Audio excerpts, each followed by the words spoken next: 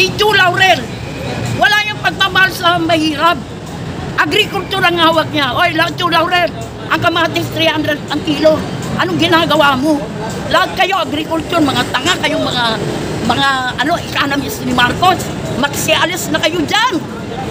Wag na kayo dyan sa Malacanang. Mga economist na walang kwenta. Gawin nyo. Pag 20 na yung bigas at ang kamatis naging 20 pesos isang kilo, maniniwala ako sa inyo. Galit na ako. Wawa naman yan. ABS-CBN na yan. Pulpul yan. Wala yung ginawa. Ang ABS-CBN. Ayaw nyo kay Marcos. Bakit kayong walang isip? Puro Marcos kayo. Hindi nyo nakikita ang kahirapan ng Pilipino tulad ko. Pumunta kayo sa bahay ko para malaman yung hirap ko. Hindi yung puro Marcos kayo, walang weta.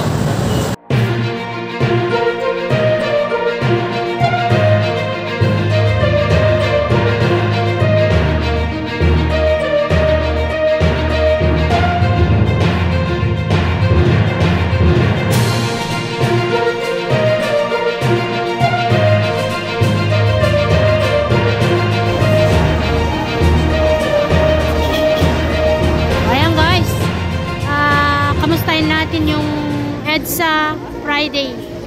Andito tayo ngayon, January 3, no? At wala pa si Sir JM kasi nagka-aberya sa daan. Yan, marami yung mga nagpunta dito ngayon. Ano lang natin kung tama pa yung mga nakaraan na balita pa natin.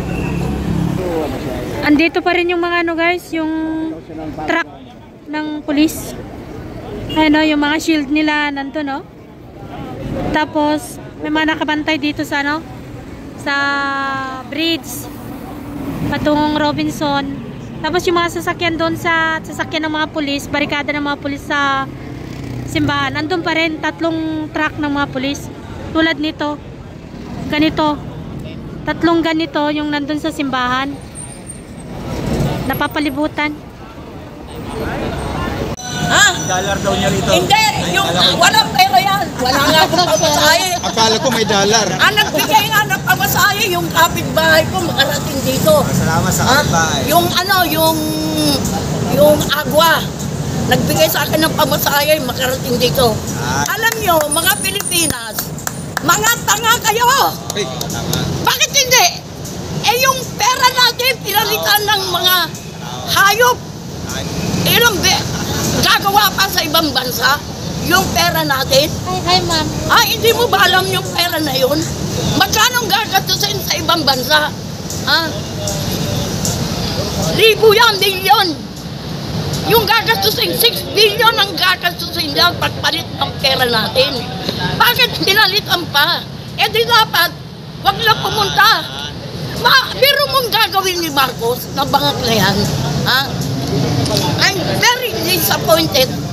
Pero mo, magpapagawa ng pera. Sa ibang bansa pa, pwede naman dito. Bakit papalitan pa niya yung pera natin? Ano, ipapalit niya mga impacto? Mga Dracula? Sayang yung binili nating makina.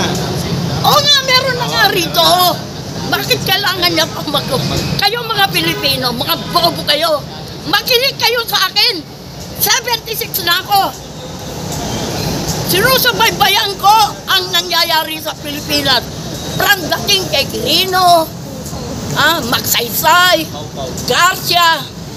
Ito ang yung sa tatay niya. Ito ang presidente nito. The worst president I ever had. Pero mo, ito lahat ng bilhin sa all prime commodities. Ang mahal-mahal. Ang kamatis, 30 pesos ang isang piraso. Ang isang kilo, 300. Lahat, wala nang pwede. Yung kamatis na lang, yung talong, ang araya, yung gulay na kinakain natin. Dapat, hindi niya yung bigas. Nasaan? Yung bigas na sinasabi nila. Di ko kakainin yun. Ang bigas ko, dinurado for your information. Hindi ako kumakain ng mumurahin. Masipag ako maghanap buhay. 76 na nga ako I survived Pero itong presidente na ito, Anong ginagawa niya? Pati yung pelikula, pinasukan niya. Yung film festival, mga bobo naman. Mga artista na yan. Ano ang manunod ako? Ibili ko na lang ng pagkain ko yung 300 na ipapanood ko dyan. Wala naman silang kwenta. Mga artista na yan, walang kwenta, immoral. Asawa nun. Bakit ako magpapanasi ko? Puro immoral. Eto ngayon, itong mainstream media. ABS-CBN, Channel 7, kayong mga yan, nung araw galit kayo kay Marcos. Ayaw nyo nga sa kanya eh. Sila sabi nyo, magnanakaw. Kakampi nyo na. Ikaw ba, Iskanda? Sabi mo, galit ka kay Tony Gonzaga dahil kumampi kay Marcos. Nasaan na kayo? Nakipagbeso-beso na kayo sa Malacanang. Paparty-party pa kayo.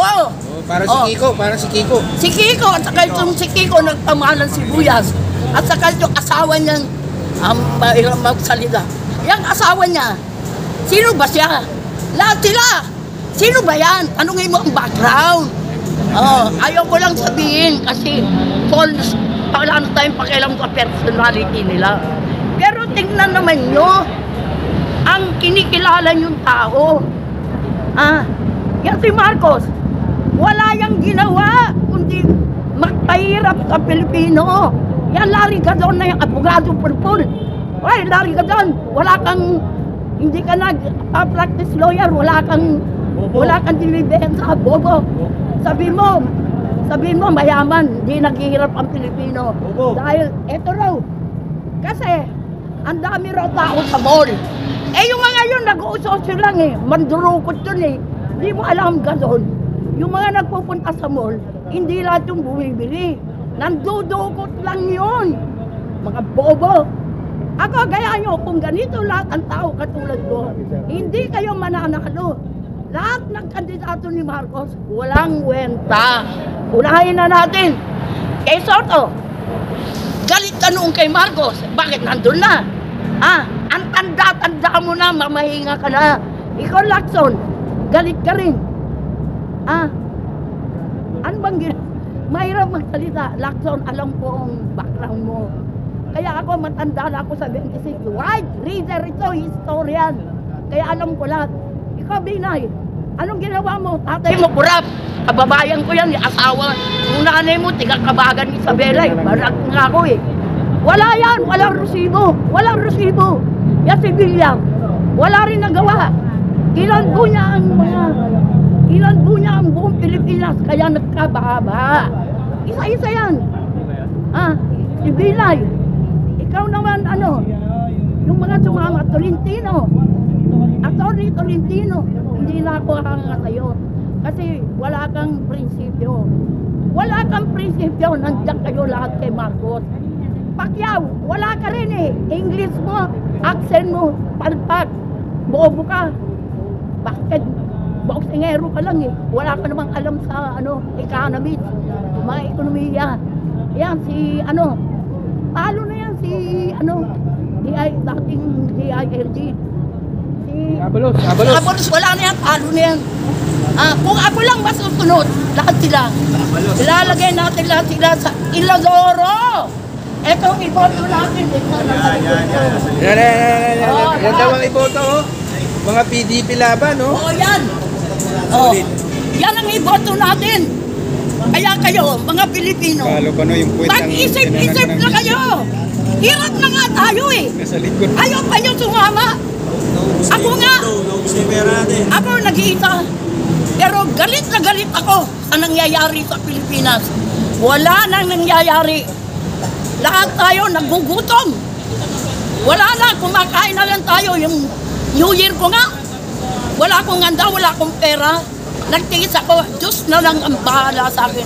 Sa Panginoon Diyos. Pinagdadasal ko ang mundo. Sana si Marcos bumaba na dyan. Dahil wala naman siya nagagawa.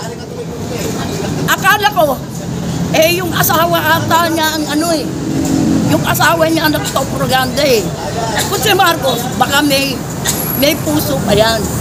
Pero marami siyang nasa likod.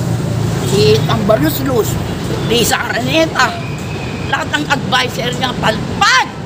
Yan si Balisagan lang nilagay mo. Eh galing na yan kay Aquino eh. Palpag yan nung panahon ni Aquino.